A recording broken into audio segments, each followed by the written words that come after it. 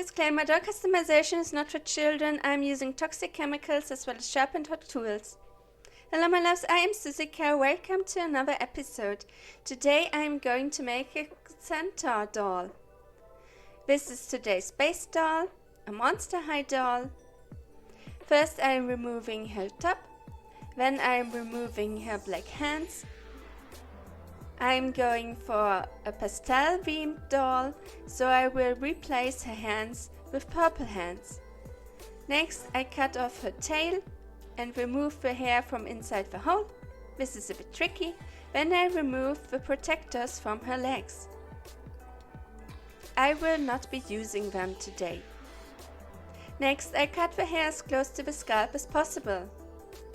Then I bring water to a boil and soak the doll's head in the hot water for 10 minutes. This will soften the vinyl and the glue inside the head. I carefully remove the head from the neck pack. Then I take an old screwdriver and scrape the inside of the doll's head to loosen glue and hair roots. With needle nose pliers I remove what is inside the head. Then I soak a cotton pad in pure acetone and remove the printed on face. Wear gloves to do this. Now I want to reroot the doll's head. For that I need a rerooting tool, which is a needle cut at an angle in the handle. I am using synthetic doll hair in pink, light purple and white.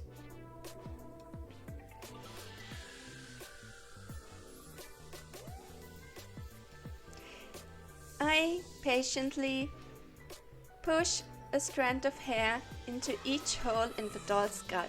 This process can take many hours, but the result is always worth it. Once I am done rerooting the doll's head, I spread glue with a brush inside the head, covering all of the hair roots. I then let the glue dry overnight or for 1 to 2 days. That depends on the glue. Once the glue is dry, I brush the doll's hair.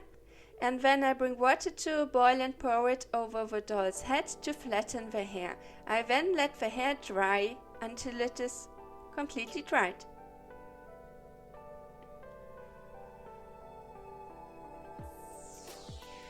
Now I am replacing the black doll's hand with pink hands. I want to make a Pegasus doll. And I thought I'm going to use these plastic doll wings. I spread golden acrylic paint over the white feathers, let it dry and then seal it with varnish. However, later I will decide to not use these wings. I prepare the doll's torso with Mr. Super Clear sealant spray. I am using UV cut flat spray. And I add pink soft pastels to her joints and fingers. I then add another layer of sealant to protect the pastels. I'm using a dotting tool and golden acrylic paint to add a few details to the doll, for example dots. And I'm also painting the hooves golden. I let the paint dry before I turn the doll and add dots and golden hooves to the other side.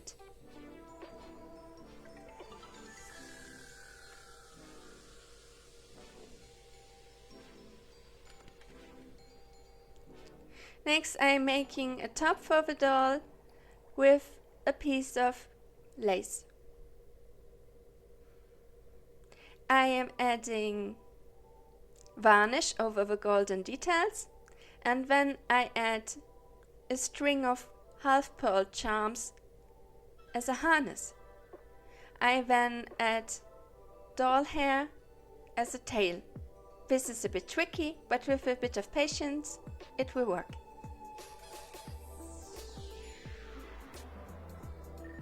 I have prepared the doll's face with 1 to 2 layers of Mr. Super Clear UV Cut Flat Sealant Spray, and now I'm adding the same pastels I used on her torso to add to her cheeks and forehead. I'm adding dark purple soft pastels to her nose and to her lips. I also add pastels over the nose bridge, and I add dark purple soft pastels to create eyeshadow. With a white watercolor pencil, I color the sclera of a doll. This is going to work as a base for the iris color. As usual, I am working in layers.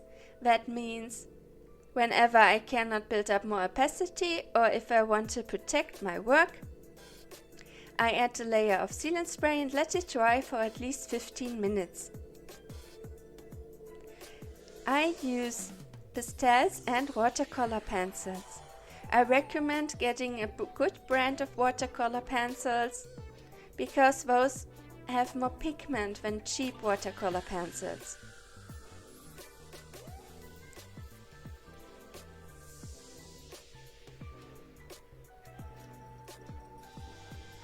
I use a dark purple watercolor pencils to draw her eyebrows and to draw the lash line. Here I am adding yellow watercolor pencil for her iris, and with the white watercolor pencils I draw some highlights onto her face.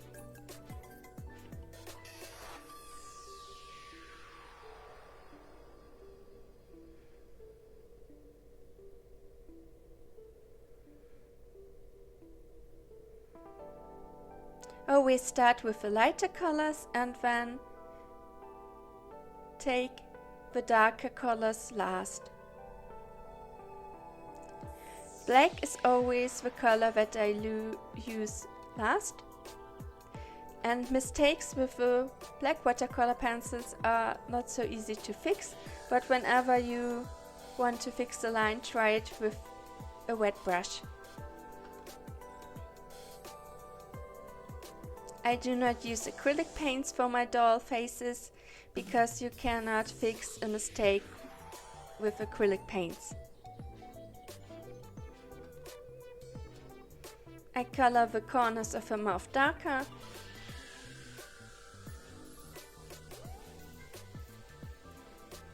Here I am adding wet metallic watercolor paints to her iris. I like to do that because it makes the iris shimmer.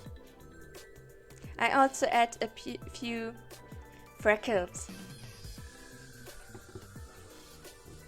With a black watercolor pencil I darken the lash line. Here I am sketching a white banded line on her forehead. This is the base for a tiara.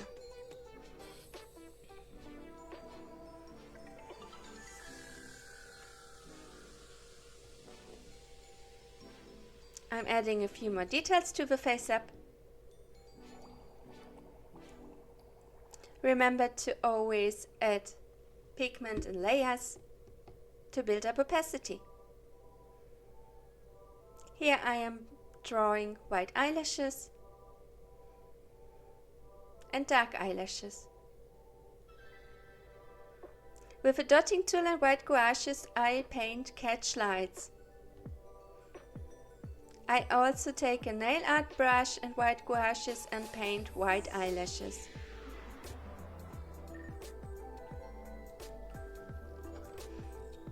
Sometimes I need a few tries to paint the eyelashes nicely.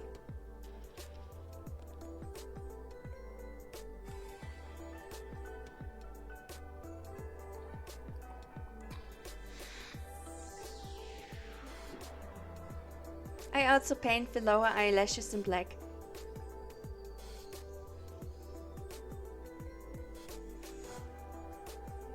Here I add some shimmer powder to her skin. I use the white line I drew earlier as a guide to add golden paint dots as a tiara onto her forehead. I use golden acrylic paint and a dotting tool for this. Once the paint has fully dried, I add 2 final layers of Mr. Super Clear Sealant Spray.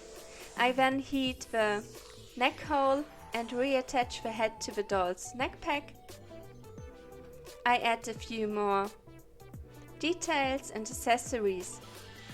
For her wings I'm not going to use the white feather wings that I painted golden earlier because they were too large. I take a deco butterfly apart and add the butterfly wings to the doll's back with glue. I recommend using hot glue for this, but fabric wings can be glued with regular adhesive. This is the finished doll. I named her Castell. She is a Pegasus. I really like her color scheme in gold and purple. I added a chain with feather charms and a flower charm for her head, and I attached a pearl charm to her wrist with a jumping ring. She can hold the pearl charm in her hand. I think she turned out really pretty. If you want to support me, check out my Etsy store. This doll and many other dolls are up for sale. Stay safe and be creative.